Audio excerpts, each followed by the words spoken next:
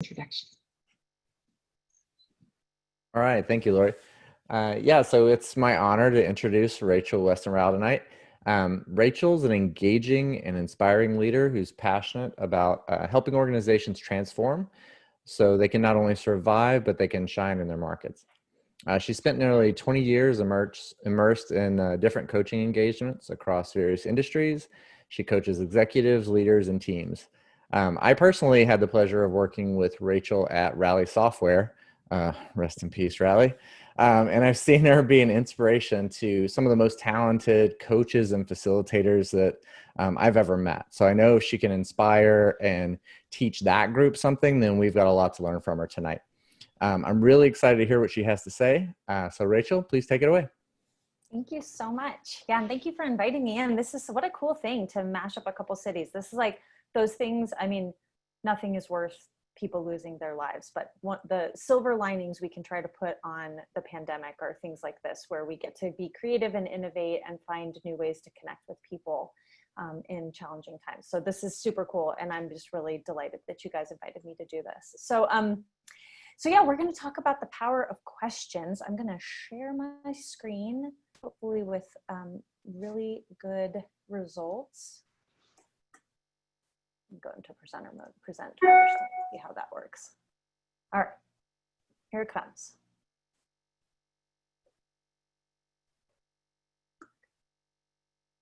Can you see it? All right, yep. Cool. All right, yep, cool. Got so it over here. Awesome, thank you. All right, so we're going to talk about questions, and this is a topic that is really meaningful to me because as a person who does coaching, I coach a lot of executives. I do a lot of facilitation, working with executives and leaders. I run a lot of offsites and meetings, large meetings. I've been doing that for many years.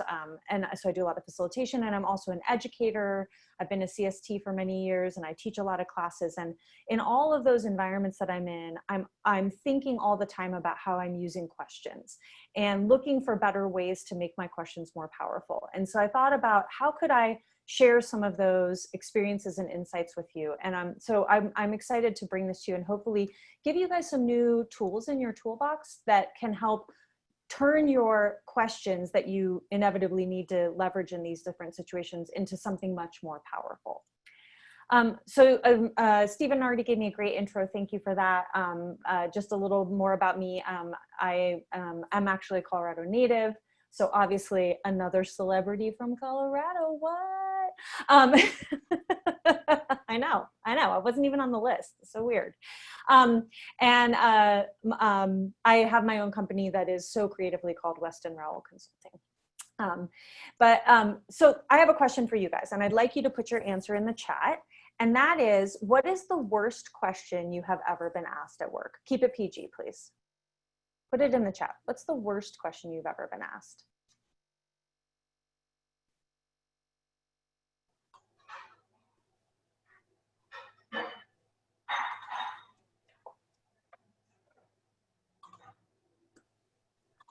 For some reason, I can't see the chat anymore. Did I lose that ability to see the chat now? Seems problematic, potentially, that I can't see that anymore. Oh, it does. Oh, wait, I think I found it. Yeah. I found it. It was hiding in the background. Okay. These are amazing. I love you guys. Okay. So, here come a bunch of answers, right? And I put the words on the screen, I asked you, and then I did something really important when you ask questions, which is I did my 10-second rule, which is after I asked you the question, I slowly counted to 10 in my head. And I bet it didn't feel that long to you. And when I look at these answers start popping up, it was well into my 10 seconds before you started posting answers, right? And so I offer this as my first technique for questions, because this is something I see go wrong for people all the time when they ask questions, is they don't give everybody enough time to respond. So the 10-second rule, we're going to practice it now while we look at this very bored fish. Okay, so I'm going to have everybody quietly in your own mind count 10 seconds in your head. Okay, ready? Go.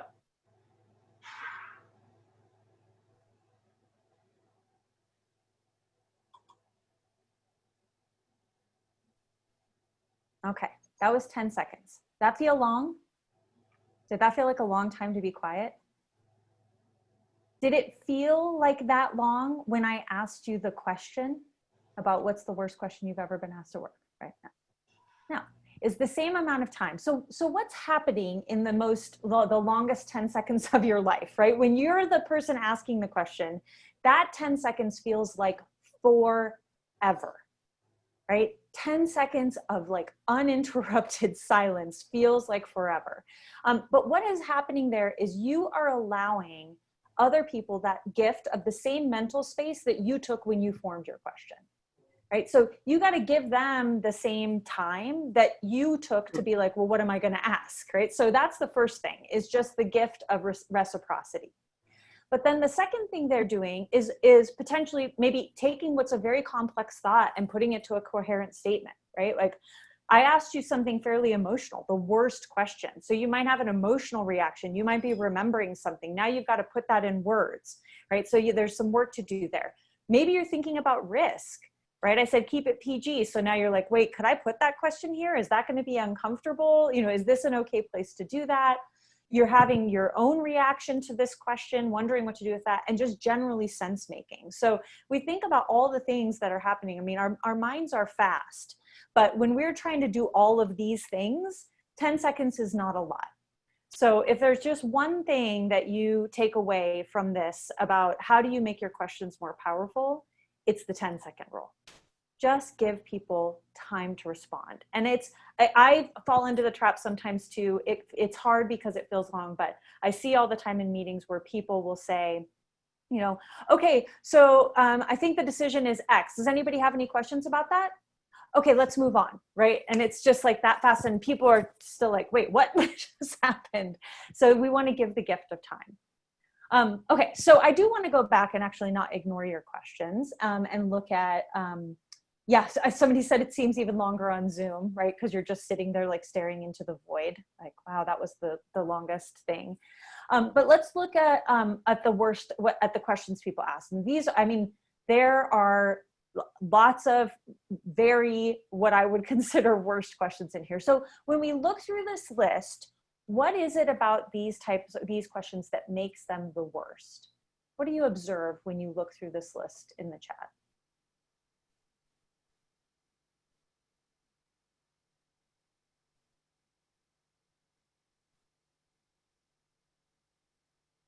So yes, passive aggressive, right? And personal. Mental. Huh? Judgmental. Judgmental, yeah. That they're somehow like about us as our own worth as individuals. I see that as a very like common theme here, is like somehow questioning my worth or value, that personal element, that feels disrespectful or feels yeah, like a personal attack. Right? These are yeah, nosy, like, why you don't need to know that about me in this situation. So those feel challenging, and that has a lot to do, I think, with trust, right? Who are the people who you feel comfortable asking you those kinds of questions? Well, it's people that you trust, that you know that their intentions are not you know, bad or wrong or misguided, but that if they ask you a question like that, it comes from a place of love, and friendship and care and concern, right? So that's these types of questions where we have low trust are what we want to try to avoid. And so creating safe environments in which to ask questions is what I want to share some techniques with you in order to do, right? Because just throwing questions out without thinking about the potential impact they have is how we lower trust. But using structured techniques to deliver our questions in different environments can help increase trust and safety to make questions more powerful and make receivers more receptive to them. Okay, so let's look at a couple different techniques. So we're going to cover 3 today. The first one is a technique called empathy interviews. And I'm going to talk about how I use those in my, actually in all of my work in preparing for coaching and training and facilitation. Then we're going to talk about how you do good facilitation prompts, how you ask questions in a safe and structured way inside of a meeting, and then how you can use questions in a technique called catalyst conversations to guide coaching sessions and create safety and empowerment for the other person. So let's start with empathy interviews. Has anybody ever done or been a recipient of an empathy interview before? Yay, cool, awesome. Okay, cool. So I hope that this mimics your experience. So empathy interviews are a technique that we use that help us understand people's thoughts and emotions and motivations so that we can innovate for them. And so I'm going to introduce you to a gentleman I had the pleasure of meeting some years ago. His name's George Kimball. He was the founder of something called the D School at Stanford University. And whenever I think about empathy, I always think about a story that he told back, Stephen, back at the rally days of our lives. He told a story once to us about work that he had done at the D School at Stanford to help a technology leader develop empathy. So I'm going to let him tell us in his own words. Please somebody give me a thumbs up when I start this if you can hear the sound. Who knows what this is? Just MRI machine. Okay, what's it like to be an MRI machine? Awful, loud. You have to hold completely still, right? What? It's impossible to hold still. Yeah. So that's the MRI machine. It's really important in terms of understanding what's going on in the body. And Doug looked at this thing, and it's beautiful, and it works amazingly well. He considered himself really successful. He was very proud of his work. I mean, it's the type of thing you put on a brochure and put a logo on, and you feel really good that this is your product. But he came to the D School, and the way we learn design thinking is we have them do it, and I think we're redesigning the airport experience. And we're like, well, you can't just think about that. Let's go to the airport and do this empathy work and prototype and things like that. And after those 3 days of including the design thinking process, he went away with this power of empathy, changing the way you think about the problem, and the importance of getting out and having that direct experience yourself. And he had always thought in the back of his mind that maybe he should go visit a hospital to see the product he used in action. And he did for maybe installations, but he never really with that mindset. So he decided, I'm going to go to the hospital. So he went to a neighboring hospital, and they opened up the door to the radiology department, and there's his machine. And he's feeling really proud, like the music is going on in the back of his head. But he just so happened to be there unexpectedly at the time that a little girl was getting a scan. So he's standing there, and the way he describes it, he's looking at his machine this way, and there's a hallway this way, and he sees the parents walking hand in hand with their little girl down the hallway. And he could tell immediately that there was a lot of stress. Like the parents, you don't know what's wrong with her, the little girl. The parents were worried, like, how are we going to get our daughter through this? The daughter had no idea. She's just walking along. He was there when they turned the corner into the radiology room. The moment they turned the corner, the little girl fell apart. The moment she saw his machine, she was terrified and was screaming and crying, and the parents were stressed, the doctors are stressed. It's a very tense room. It took a long time, and this little girl, like 80% of all kids who get an MRI scan, had to be sedated. In that moment, Doug had this personal direct empathy experience. He went from feeling really successful to a complete failure. He thought he was designing a scanner. He never once really put his mind in the eyes of understanding what's the experience like for this little girl. He didn't have that empathy. And so he decided right away he needed to figure out how to see the world through the eyes of the kid. So he partnered with like a children's museum director and patient advocacy groups, and it takes a long time to get funding in an organization that's big like GE. Even as successful as that, and he just needed to get started. So he just did it himself, and he got these kids together like down on mats, and he asked them what their lives were like, and he was hearing stories like, my older brother or sister went to camp or to the aquarium, and he realized all of a sudden he wasn't designing a scanner, he needed to design an adventure for these kids and a better way for parents to get their kids through this process. And all of a sudden that opened up what he thought he should be doing. And so he now, if you look, this is called the Adventure Series. And I think it was piloted in something like 12 different hospitals, and it's rolling out, and it's been quite successful. I'll tell you the story. So now the kid at home gets I think something like a backpack. It's mailed to them, and the kid opens the backpack, the adventure series, and there's a little cartoon. It tells about going to camp, and when you go to the hospital, you check in with the camp counselor, not the nurse. Even though it's a nurse, it just looks like a camp counselor. And then when you go into the room, they're like, let's go into your tent, because that's a tent, and you have to hold really still because there are animals outside. I don't know.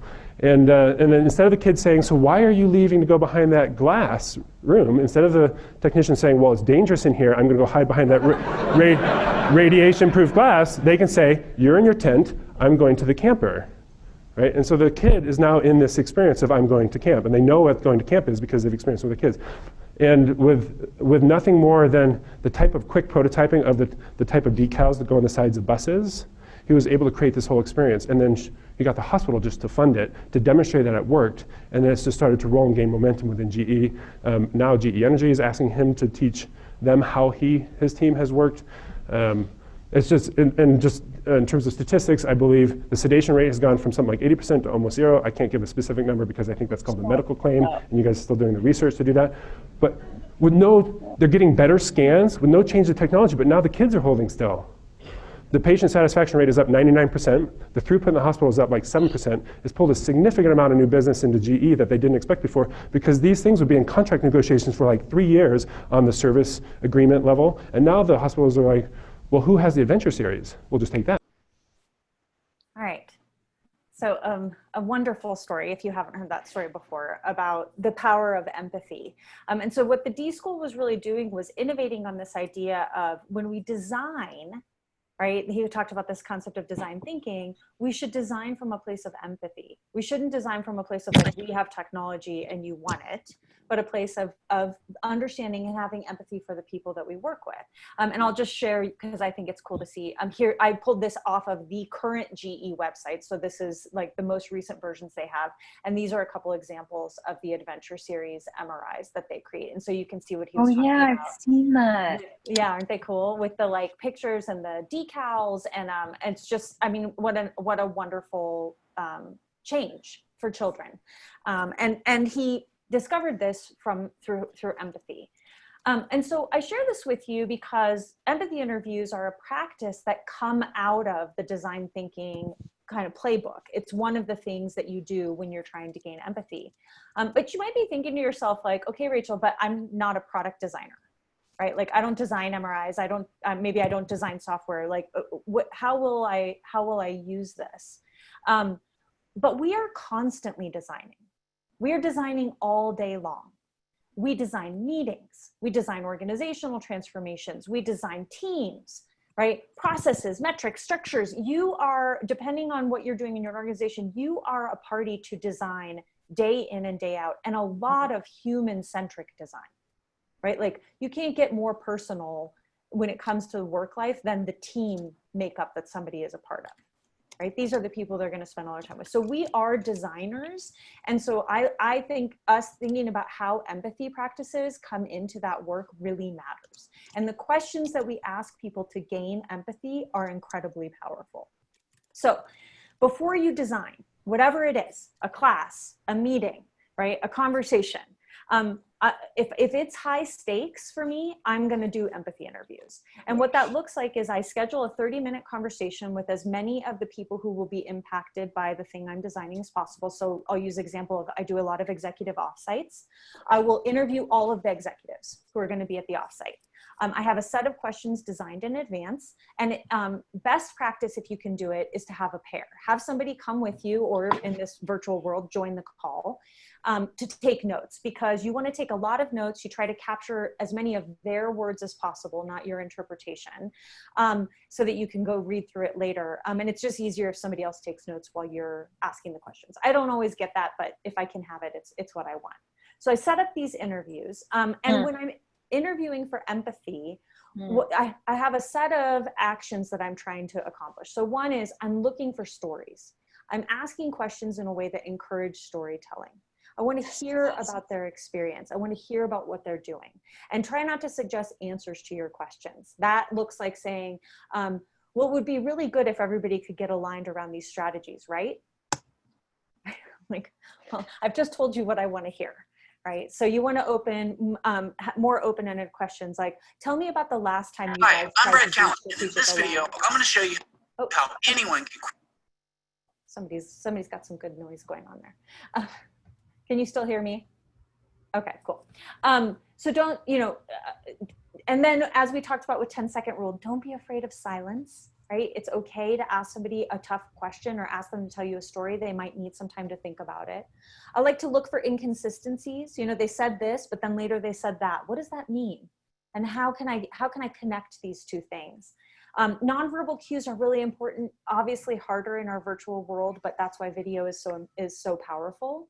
And then also stay on the same path of your question. When people start to tell stories, it gets interesting and they start going this way and that way. But try to follow your path to get to the heart of the key empathy that you're trying to gain. And then the other thing that I'm able to do in my meetings is I promise confidentiality. So when I go in and I'm working with a client, what I tell people in the interview process is everything we talk about and all of the notes I take, I will keep confidential. I'm not going to share them with anybody else at your company. But what I will do is process through all of the conversations and I'll pull out thematic information that I will share back in the form of insights and recommendations. But I won't share anything that's individually identifiable. And I found that confidentiality really allows for that trust, that safety for people to answer my questions and really give me really powerful, interesting information.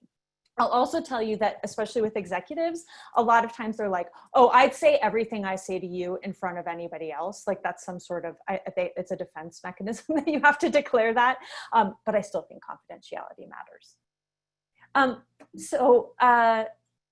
Here's a set of questions. So I kind of have like a draft set of questions for when I'm designing meetings, just sort of sitting around on my computer. And I'll often go to these as a baseline, and then maybe I'll tweak them a little bit or they'll inspire me. But these are some of the types of questions I would ask if I was designing a high stakes meeting for an organization.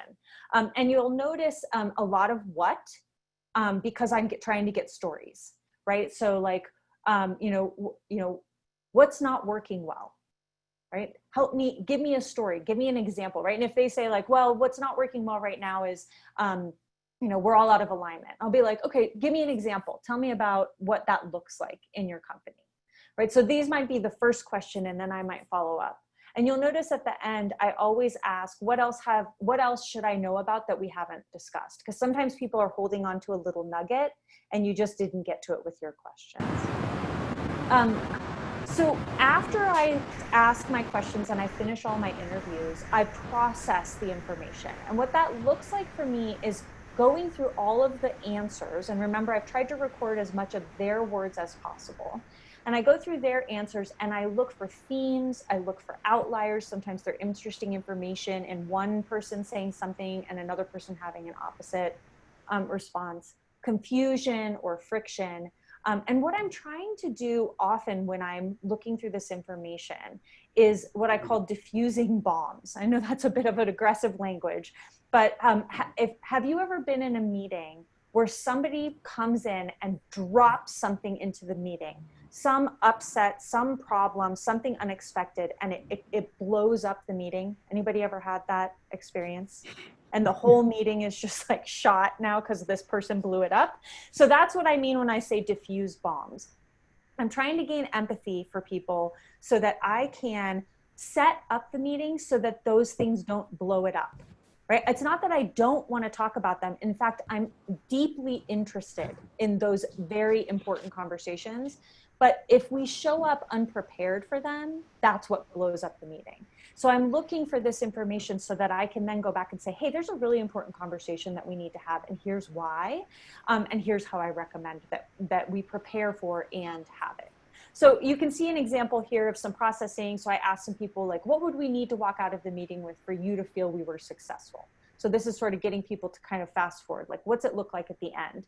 And I've gone through and I've highlighted some of the kind of things that stood out to me. And then on the right, what you'll see in the little box is here's some of my initial thinking about my insights and my what I'm sort of observing in this language and what people are sharing that might be important for the organization, right? So I'm hearing stuff about we're missing organizational priorities. It's wasting a lot of time because we're always having to negotiate with each other.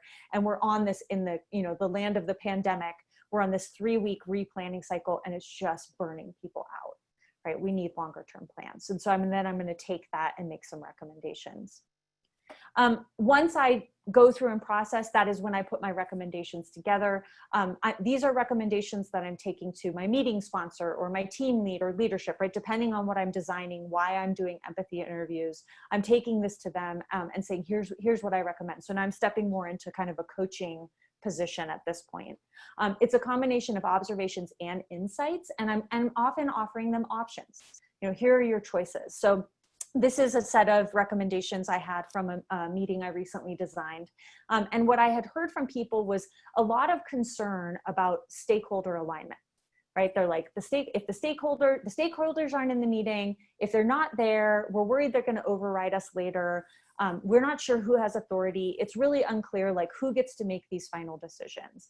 And so my recommendation to the leader was either you bring the stakeholders into this meeting, and there are risks associated with that, or you consider this a draft meeting, and then you have to do alignment after, right?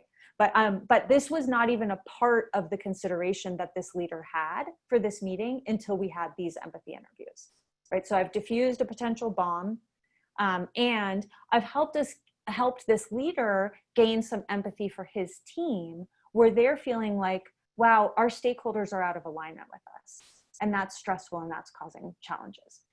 So empathy interviews help you create safe spaces where the right questions, powerful questions, can uncover really important information that can guide you in your work. And I have done hundreds of empathy interviews in my career, and I have never regretted a single one. Always valuable, every time. All right. So the next technique I want to talk about is facilitation prompts. And we use prompts when we're facilitating to help achieve meeting outcomes.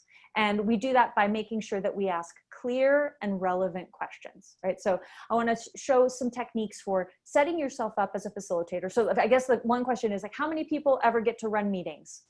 Anybody get to design or run meetings in this group? Ever sitting at the helm of a meeting? I've seen lots of hands. Okay, good. So you are sitting in the role of a meeting lead or facilitator, and how are you setting your meeting attendees up to be as successful as possible? So first of all, I want to clarify what I mean by facilitator, because sometimes you're the meeting leader and the facilitator, and I'm talking about when you're in that facilitation role. So to me, a facilitator is someone who enables a group or even a whole organization to be more effective in their work. And we do that by kind of making space and then holding space in which people can do the work they need to move forward. And the other thing that's important about facilitators is they're content neutral. And what that means is I'm invested in the outcomes of the meeting, but the content that gets us there, I feel neutral about, right? I'm going to try to hold neutrality and not say, like, I like your idea better than your idea, right? I'm going to let all ideas surface and let the group decide. So as a content neutral sort of space maker, you might be thinking, well, why are we even asking questions, right? Shouldn't the questions be coming from the group? But there are several reasons why facilitators ask questions. One is to test for understanding, right? Both my understanding of what they're saying and their understanding of what I'm saying. So that two-way understanding.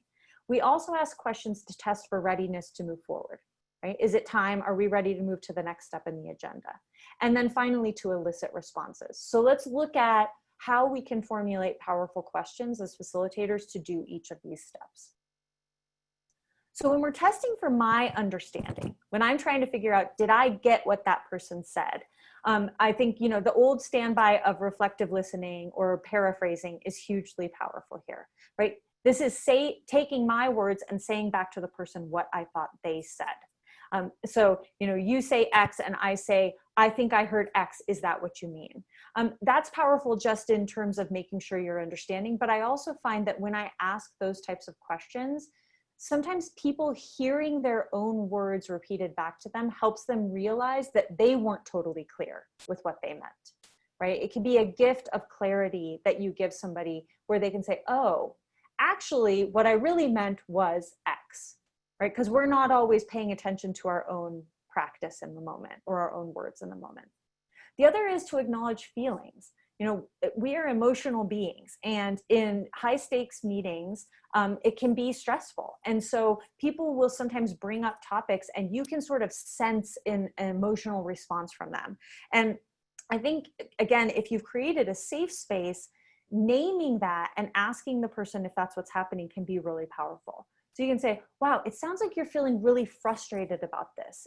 Am I correct in that? Or is that right? Because that can then give a person space to sort of say, like, it's not that I'm frustrated. I just feel like we keep, you know, coming back, and I just want us to move forward, right? So it gives them a space to talk about what their real feeling is about the situation. So that's how I test for my understanding. When I'm testing for their understanding, it's often that I've given them some sort of direction or information, and I want to make sure that they understand what's happening, right? Or that I've said, we're going to move on, or I've said, you know, this is what I heard your decision was, or I've said, you know, I've recorded this and this is the next step.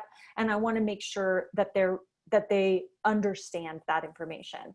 And here, there's just a real nuance in language that matters so much in how you ask about this. And it's the difference between the word what and the word any. So if I say to you, what questions do you have? Versus if I say to you, are there any more questions? There's just this little difference in our mind. The word what suggests space. It suggests options. It suggests that there are probably more than one additional question in the world. But when I say any, the answer to any more questions is yes or no. It's a binary word, right? And so when I say, are there any more questions, what tends to happen in people's minds is they're thinking to themselves, there are 1 or 0 questions left in this room. Right? So it's much quicker to shut down the thinking about additional questions. And it's such a simple word change. But I think if you test out using what instead of any, you'll be very surprised at the response that you get from people. So just taking any questions to what questions is a really wonderful way to test for their understanding. Because you're opening it up to them realizing, actually, I do have other questions. I'm not sure I understand. I do want more information. I will tell you though, occasionally, like if I feel like we're just spinning and we're not moving on, I'll use any to get us to move faster. So keep that in your back pocket. Like, any more questions? We're going on. All right. So then the other time as a facilitator, we're asking questions is when we're testing readiness to move forward. And so we're seeing, you know, are we at a point where we can move to the next thing in our meeting agenda? And one of the most powerful ways, I think, to do this is to actually design your agenda as a series of questions. And so this is actually a technique I learned from my mentor, Jean Tabeka. She wrote about it in her amazing book, Collaboration Explained. We miss her very much. But she's got some great detail around this. The technique of making your agenda questions is that it helps make it clear to anybody who looks at the agenda what we're doing there, right? Our job at this point in the agenda is to do whatever we need to answer that question. That's what we're going to be accomplishing. So I'm going to share with you 2 versions of the same agenda, one in a kind of more traditional like bullet list. You know, we often write agendas as like simple kind of summaries of what we're going to do, and then one where that's been broken down into questions. So on the left, you see, here's a meeting where we're going to look at a project and decide who the team is going to be and how long it's going to take them to work on this project. So traditional agenda, you know, project scope, obstacles and risks, team assignments, and then schedule, right? Anybody seen an agenda that looks like this before? Yeah. So on the right, I've taken that and I've broken it out into questions. So we start with, what is the scope of the project? And that feels like not that different from the number one and the other. But again, when I say, what is the scope of the project? I'm creating space, I'm creating option, right? I'm saying we are going to define this. And there is option here for us to discuss. Then what obstacles and risks can we already envision for this project, right? That's more specific than just obstacles and risks, because I'm talking about what can we already see? Given this scope, what do we already see happening here? Then we take number 3, and I've actually broken it into 2 questions because I don't think team assignments actually is detailed enough. I think first we need to say, what skills will we need on the team to both address the scope and mitigate the risk? So question 3 actually addresses the answers to questions 1 and 2. Right, we're starting to see the flow now. And then question 4, who are the right people to fill these skills, addresses question 3. Right? So first we say the skills, then we find the people. And then lastly, what's the best timeline to enable this team to be successful with this scope? Right? So now we're sort of tying it up with a bow. And when you build an agenda this way, what ends up happening is that as you progress through each step, you can say to the team, to the meeting attendees, have we answered this question? And if so, then we're ready to move on. And if not, well, then we have more work to do.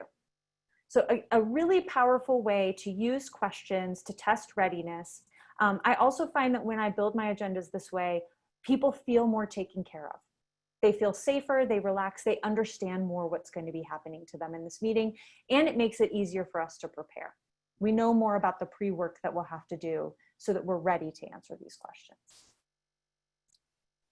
The last part of facilitation where we're asking questions that I want to address is eliciting responses. So this is, how do we get people to bring information into the room so that we can process it and achieve our goals? And I'm sure if any of you who have facilitated a meeting before have had that experience when you say to the group, well, what do we think about this? And it's like, you wait 10 seconds and it's still dead silence, right? You can't get anybody to share anything. It's like the dreaded crickets, right? And you're like, uh-oh. So how do we set up meeting activities so that we get really good responses from people? So just in general meeting conversation, a couple techniques that I like to use is one, to ask questions that draw people out. You know, like asking people to say more about something they've already said, or asking what it brings up for them or what matters to them about that. What you'll notice about these questions is they're all about the person. And here is a thing. We like to talk about ourselves. This is a place where we have high confidence and we feel comfortable. So if you can get people to talk about these topics as meaningful to them, you will find that they are more likely to speak up. Right? If we talk about them in the abstract, it's harder sometimes for people to feel comfortable bringing their insights to bear. But if we ask them something like why it matters to you, you'll find that they tend to loosen up a little more quickly. And then encouraging, you know, sometimes you have imbalanced meeting spaces where you have, you know, people like me who are chatty, who are more than happy to talk in the meeting. And then you have other people who are more quiet and it's harder for them to bring their voice into the room. And so being thoughtful about using questions to sort of help the chatty folks, you know, make space and help the quiet folks rise up can help balance the conversation in the room, right?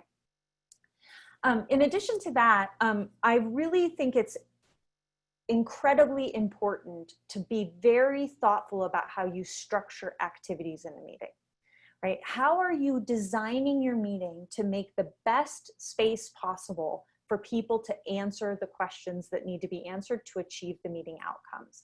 And the best technique I ever learned, again from Jean Tabeka, is a stepwise process for running activities called prepare, prompt, gather, process.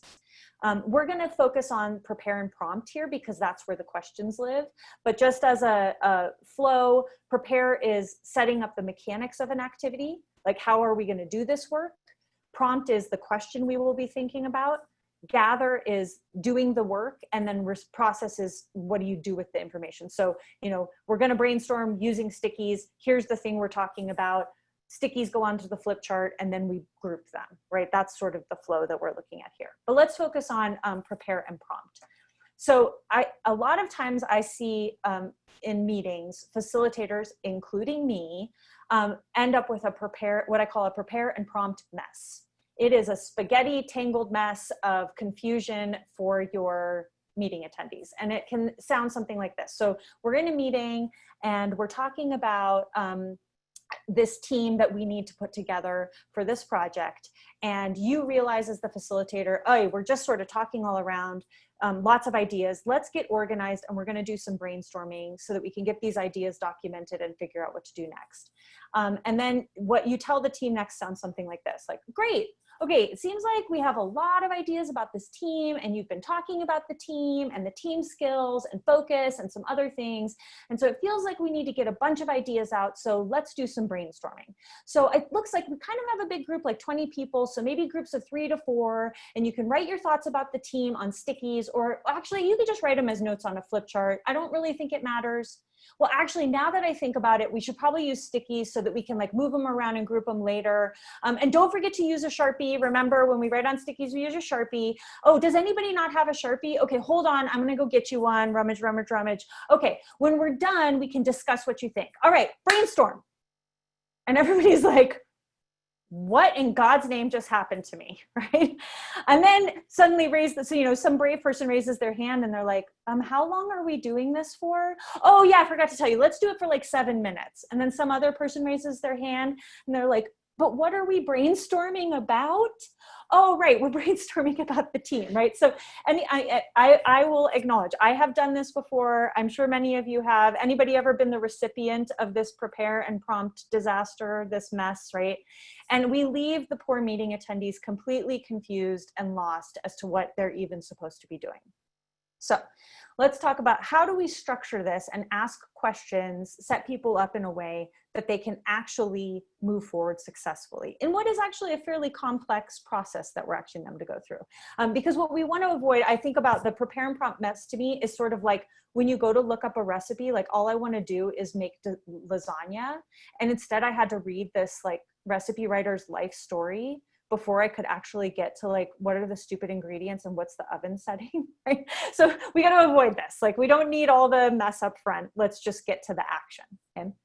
So here is an example of a clean prepare. And I wrote this one for a virtual environment, and I'm going to share these slides after because I'm giving you a lot to take in here. So I put a lot of words on my slides intentionally so that you could go back to them later if you wanted to try one of these techniques and have some reference. So here is what a clean prepare looks like for a virtual space. I also have a couple slides later where it's the same prepare, but for in-person, just in case you want to see the difference. But so in a prepare, what we want to cover is what, when, who, and how. Right? Remember, this is the mechanics of the activity. So we start with, what are we going to do? We're brainstorming. And you can give them just a little information here. We're brainstorming to gather details about how to design this team. That's what we're doing. When? 7 minutes. And then we're going to follow it up with 20 minutes to organize the results. Okay? So now they know that. Who? We're going to work in groups of 4. If there's an uneven number of people, we'll have a group of 3. I'm going to use Zoom breakouts to randomly assign you to breakouts. Does anyone need guidance on how Zoom breakouts work? Ask right now, because you've just mentioned Zoom breakouts. And if somebody doesn't know that, now they can't hear you anymore because they're freaking out because they've never done this before, right? So we're taking care of them. We asked a nice, powerful question. Can I take care of you so that you can hear my next instructions? How? We'll be using, we'll be collecting our ideas on stickies in a mural board. Can you please all make sure that you're still logged into our mural board for this meeting, right? Like, we don't leave anybody behind, no man left behind. And then finally, when I put you in Zoom breakouts, one member of your group can select, imagine that we've got a mural board. If you're not familiar with mural, you'd kind of have like some spaces designated for this. And then that way we'll know who's working where, right? So I have just given a very clear set of instructions of what we're doing. But notice, I still haven't given them the detail of the specific of what they're brainstorming about. They just generally know that we're going to be talking about designing the team. But I've taken most of their brain space up with the mechanics. And that's very intentional, because as soon as I ask them my powerful prompt question, they stop listening to me about the mechanics. So you got to get the recipe out of the way first before you can get into the meaty details, okay? So the clean prepare is how are we going to do this? And then there's a transition point between the prepare and the prompt that it tests readiness. Because that was a lot of information I just gave them. You want to make sure they know this before you give the prompt. So the ready is, now that you're ready, I'm going to give you a question to think about that will help you in your work. Once I've given you the question, I'm going to open the breakout rooms. You'll have 7 minutes. one item per sticky, posting in the mural board, right? Quick little summary reminder. What questions do you have about the mechanics of this activity before we proceed? Right, so I'm telling them, your prompt is coming. I'm going to give it to you. But one more time, I'm taking care of you. Do you know what you're going to do when I send you into that breakout room? Right? So this is all designed to take that big mess of the previous thing and put people in a mind space where now they can hear clearly what they're supposed to be paying attention to. They don't have to worry about how they're going to do the work. So now I transition to my clean prompt. And this is a 3-step thing. First, I set the stage. Think about the need for cross-functional skills on this project that we discussed earlier in the meeting. Think of the work we'll be asking this team to accomplish and the ways that work can impact multiple parts of the business. Now, what are the key elements we should consider when designing this team? Very, very clear, right? So, and now they can hear me because I put all that other stuff out there. So to me, again, so many questions here that need to be answered, but I'm being very careful about how I put them in order, when I ask them, how I'm taking care of people, creating a safe space so that we can actually focus on the question that really matters, which is how do we design this team? And I know somebody put a note in the chat. Yeah, it's common sense and it's very hard to do, which is why we like a nice little template, right? And when I'm designing complex meetings, I will think about all this stuff ahead of time. Because I want to think through like, okay, when I say that, what questions are they going to have, right? Oh, I'm going to put them in Zoom breakouts. Oh, somebody's probably going to ask me. I've never done a Zoom breakout before, right? So I'm already prepared to take advantage of that moment. So as I said, I'll put the in-person one in here, just a little bit different way to flow if you're in person. But that to me is the way we create powerful questions in facilitation environments. So there's one more area I want to cover in our remaining time, and this is using a technique for questions called catalyst conversations. And this is something I use in my coaching practice. This is a conversation model that, again, provides structure so that we can create a safe space in which to have a powerful and important conversation, and in which we can bring forward really powerful questions. So the catalyst conversation structure is basically 5 steps. And I'm going to take you through each of them, and we're going to look at the different questions you might ask in each step of this process. So you would use a catalyst conversation if you needed to give somebody important feedback. You could use it to do coaching. You could use it to discuss a challenging issue with an employee or a colleague. This is anytime you're having one of those high stakes or pivotal conversations, that's what this structure is designed to support. So the first step, aligning objectives. So you see here's me and here's them. So first thing we want to do is make sure we're clear about what we're talking about. We basically want to define that little red box. Right? And this has actually been a transformative practice for me to get into, because I have, as a consultant, I work with multiple clients at a time. I'm often pretty busy. I'm kind of jumping from thing to thing. And what I would find myself doing sometimes is getting on a call with a client and just jumping right in, right? Like, okay, like, let's talk about, we got this meeting coming up. Let's do this, this, and this. And instead, what I've tried to build a new habit around is when I get on the phone or in a call with these folks, is I say, hi, here's the 2 things I'm hoping we can do in our call today. Do you have other things that you'd like to accomplish while we have this time together? It doesn't cost me very much at all in terms of meeting time to do that, but it has completely changed the meetings that I have with these folks, because it puts us on the same page of what we're doing. And it also creates space in case they had something else, right, that they wanted. I'm not just like driving everything.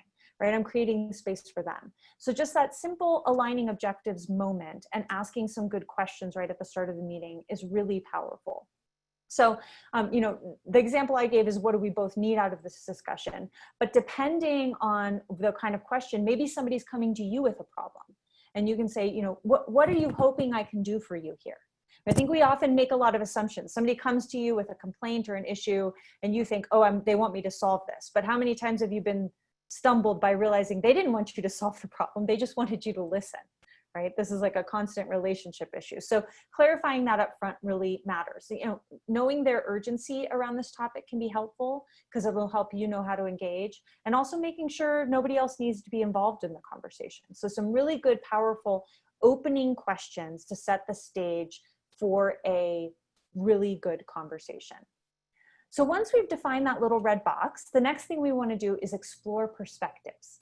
And so what's unique about this step is oftentimes we want to just dive right into talking about the problem, right?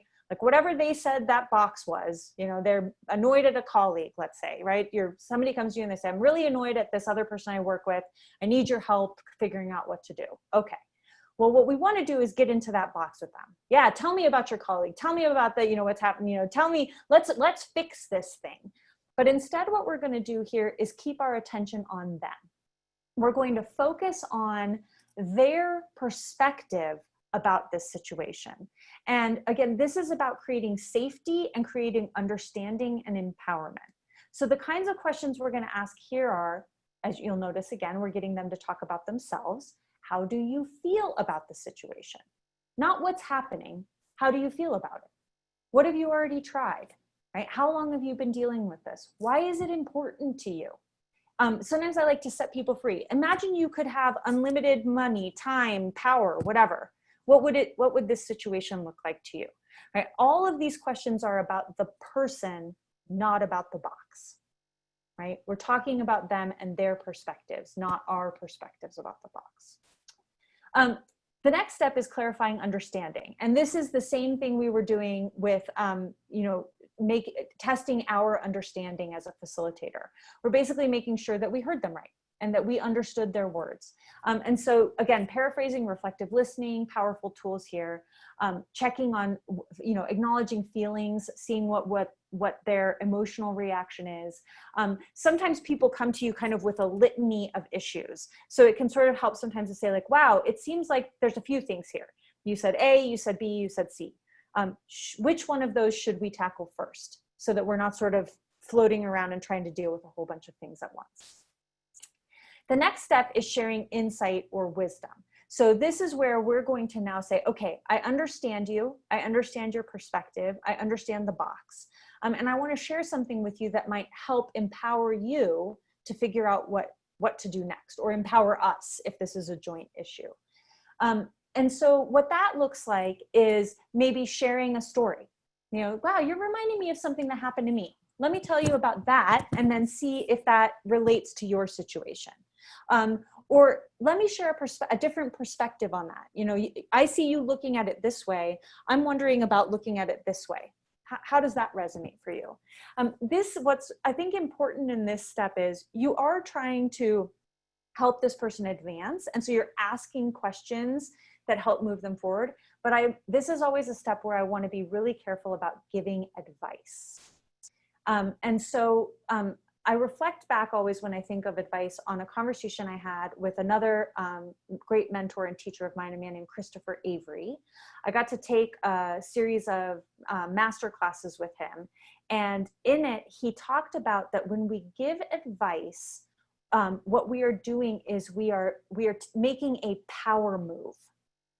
It is a power move to give advice. What he meant by that is when we give advice, we take the power and authority away from the other person. Because what we're saying is, I know more or better than you. Right? I am now in the power position. Now, it doesn't mean you should never give advice. There are places where advice works, but ever since I heard him say that, I am always very cautious about advice giving, because I do not want to, in most circumstances, take someone else's power or authority away, especially when it's their problem we're trying to solve, right? So I would be careful of giving advice. I think it's much more powerful here to share stories and then ask more of those powerful questions, right? Like, here's my story. Does that resonate? Here's my perspective. Does that make sense to you, right? So we're giving them space to tell us, no, that isn't relevant for me. Let me tell you what I think about it. And then finally, empowering action. This is, make sure that these conversations move forward.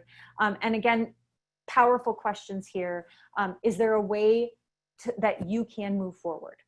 What do you think should happen next? How can I help you in moving this forward, right? Powerful questions that spur action, spur forward momentum.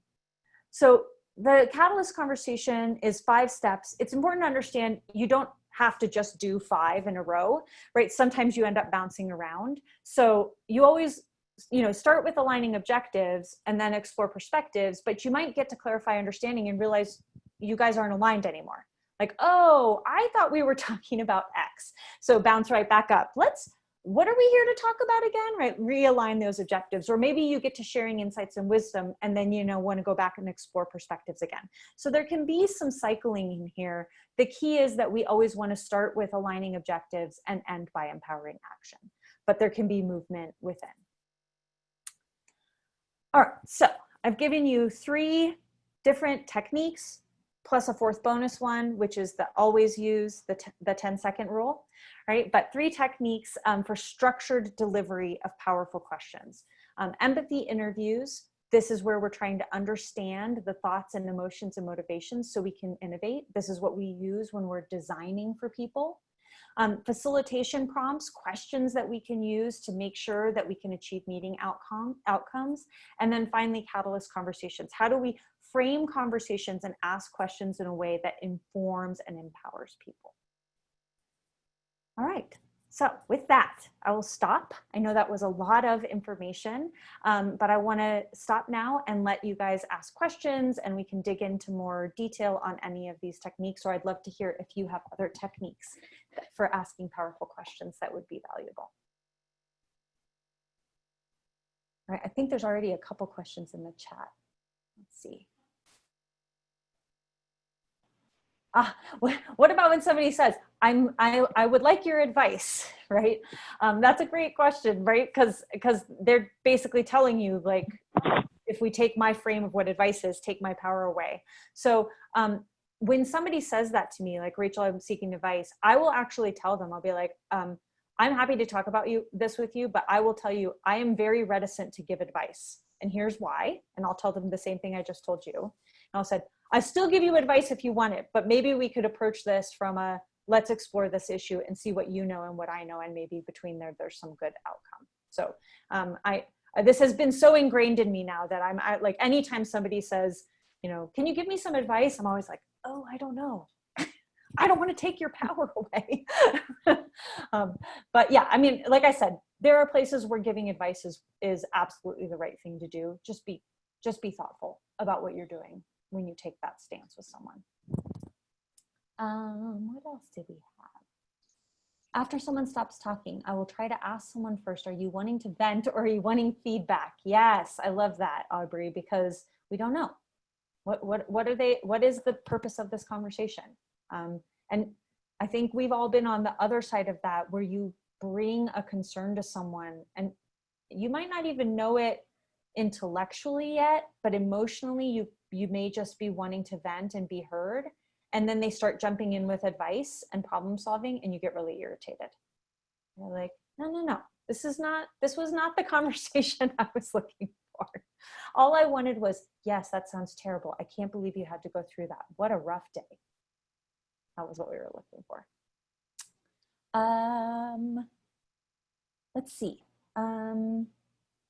What would you recommend for those interested in learning more about empathy interviewing? Wonderful. Okay.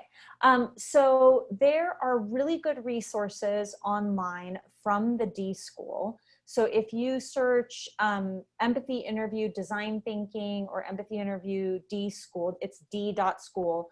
They have tons of free resources around doing empathy interviews.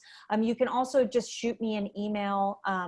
I am happy to share with you. I have like templates, and I've been doing this long enough now that I have templates and designs and all sorts of things that I would be happy to share with you if you'd like to do, get some experience practicing it. But the D School does have a ton of free resources available on empathy interviewing and the broader practice of just general empathy practices. The recording for the meeting, Lori, that's going to be on the Agile Denver page, YouTube channel? I will send it out to everyone on the distribution list for Agile Coaching and Scrum Masters and Agile Denver. It will also be on the Slack channel. Awesome. And somebody shared Eric Wilke's awesome post. I forgot about that, but that is a great thing about what is an empathy interview. Eric did a great blog post on that. That's a wonderful resource. Okay, Lynn, in keeping with the desire to help people keep their power, how do you address situations where they really want you to talk to the person group that is causing their strife instead of helping them identify tools to use to talk to the person group themselves? So like, can you fix this problem for me? So this is where I would definitely go into that catalyst conversation with them. So I would be first trying to figure out, like, if they say that to me, like, what I really want you to do is go talk to these folks for me. I would go into then that exploring perspectives and getting a little bit clearer. Like, what have you already tried? You know, tell me what's already happened. How did you feel about that? And maybe they're, you know, I'm totally projecting because of this. I don't know what this situation would be, but maybe they're scared. Maybe they feel unsafe. Maybe they're worried, you know, they're going to get fired or they have low trust with somebody, right? So I think first I'd want to understand that piece. And then we could figure out together. I mean, maybe the right answer is I go do something for them because it is unsafe for them, but I wouldn't want to assume that from the start, right? I think more often we want to empower other people to take action, but I also don't want to put anybody in a dangerous situation. Does anybody else have a thought about that? Where somebody sort of, it maybe feels like they're abdicating responsibility to you, trying to get you to solve the problem for them? Yeah, this can. I recommend looking into crucial conversations for that. Mm-hmm. That can be really helpful in that situation. Mm-hmm. Yeah. And I think, to me, crucial conversations and catalyst conversations, like they weave together, right? All the wonderful techniques of crucial conversations, you can put them in the catalyst conversation structure, right? So the structure is just there to help guide and make sure that you take the right steps. But what you're saying in there, I think crucial conversations have a wonderful set of tools for that. Other thoughts on that?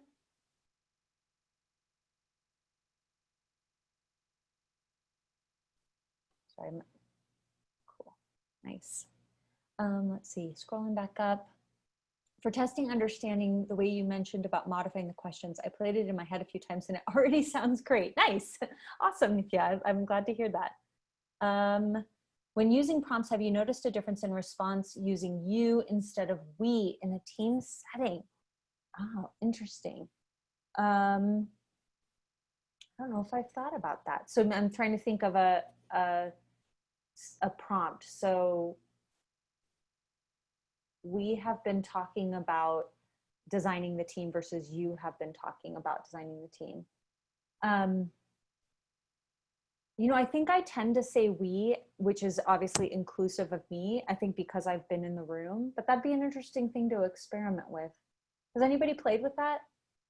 The you versus we? What I'm interpreting from that is, do I include myself as the facilitator in the instructions, or am I talking directly to the group? One of the times I've tried to be conscious of that is when the group needs, or the audience needs to take responsibility for it. So then I try to step away from the we and say, what do you need to do about this? Yeah. But I, like you, I kind of default to more of a we, but I have found at times people take that as a royal we and think that means me. Yeah. When maybe I don't have the power, authority, or influence to do it. I love that example, Lynn. That's such a good one. Yes. Yeah. It's always we until it's time for action items. Yeah, Teddy, that's the way. Smart. Like, what are you going to do? Because I already did my job. I ran this meeting. Yeah, when I was used to coach Scrum Masters, I'm like, your best meetings with the team are where you walk away with no action items. That is the jam. Make that your goal every time. All right. Oh, somebody said hearing good things about the new David Marquette, but that Ronica told me about that book too. That's like the third time I've heard that book mentioned recently. That is we all have to read that book now. Okay. So crazy typos. That's all right. I'm sure. Any other questions or comments for me today? Did you see how I used any? almost 7. Rachel, I kind of had a question. So I struggle also with that prepare and prompt mess. Yes. And so, one of the things that I'm really, that causes that I'm really trying to do is make sure that I'm facilitating in a way that's inclusive and allows everybody to feel like they've contributed to talking about how we're going to talk about the thing. But I end up leaving that sometimes a little bit too loose. And so how do you balance between, saying this is the way we're going to do this so that people have direction and you don't end up with that mess, and also making sure that you're facilitating the discussion or the brainstorming or whatever it is in a way that everyone feels like it's being done in a way that they feel comfortable and safe participating. Yeah. So when you're having this situation, Stephen, is the ownership that you're talking about more around the facilitation mechanics or the prompt question? Yeah, so the facilitation mechanics. So Yeah. during that, like preparing and getting everybody ready. That Yeah. that example that you gave, I've been that person. Yeah, And me so too. and I think what causes that is I'm trying to make sure that everybody's okay with the way that I've decided to facilitate the discussion. Yeah. And I know sometimes I probably shouldn't worry about that as much, but I still feel like that's a thing we should think about. And so I'm just wondering how you balance. Yeah, that is a challenge as a facilitator. So you're bringing me back to facilitating a bunch of coaches and having to set a working agreement, which was don't facilitate the facilitator, because coaches are notorious for this of like, well, I know you said we're going to do dot voting, but I actually learned this new technique and I'd rather do this other voting. And then we're like, oh my God. But assuming that it's more a concern of people reacting to like, they maybe don't feel like that's going to allow them to do their best work. Because I've definitely had the situation before where I've designed what I thought was a very good activity for what we needed to do. And then somebody has said like, I don't think we should do it that way. Like, I actually think, the groups of 4 isn't going to work, or, you're having us brainstorm, but we actually already have all this information. And so I think it's okay if the group you're facilitating wants to kind of push back a little and say, we have a different way we'd like to facilitate. And again, I think if you set yourself up that you start by talking about mechanics, but you're holding that prompt to the side, that works. Because we can still change the mechanics. The prompt is still waiting, right? And so it doesn't get as confusing if we switch the mechanics right there. So you say, oh, okay, that's fine. Like, let's do groups of 7 instead. Or, maybe I said I was going to do random groups and they're like, we really think we should be organized by functional area. Like, okay. And I can still repair that in the mechanics section and then still move to the prompt, right? So to me, yes, that happens. And it is always a little frustrating as a facilitator because you feel like you're, like you were ready like to ride your bike forward and then somebody like took both of your wheels off. But I think separating the mechanics from the prompt helps it not be quite as painful. I also think, there are moments when people have real concerns about the way you've organized the activity, and then moments when people are just being problematic. Right. And so I think it's also okay as a facilitator to push and just be like, we're going to do it this way. I've definitely had to say to groups before, especially executive teams who always feel like they have a better way to run things, like, I'm going to ask you to just give it a try. Right. Okay. Let's go for 15 minutes. And if the structure I've designed doesn't work, we can change it, but let's give it a try. Because they keep trying to override you. So that was a lot of different answers to that question, but because I think there's a lot of different situations. So yeah, no, that's great. Yeah, especially with the executive conversations. There's sometimes the most difficult groups to kind of wrangle, and so it's good to hear your perspective on that. Thank you. I've definitely had them like tell me like, well, I don't like your template. I'm like, I'm sorry. Use it anyway. We'll design a new one for the next meeting, right? Like, right. Yeah, they get all sorts of weird pushback from people about stuff like that. Other questions, thoughts before we transition out of this section?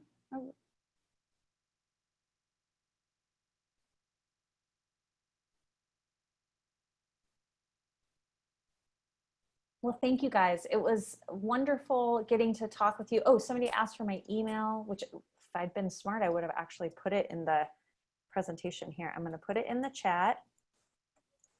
Bum, ba-dum. There's my email. Iterative learning on what your customers need. Huh? Iterative learning on what your customers need. Yeah, right. It happens in the moment sometimes. Bye, Rob. Cool. Thanks so much, everybody. And thank you, Rachel.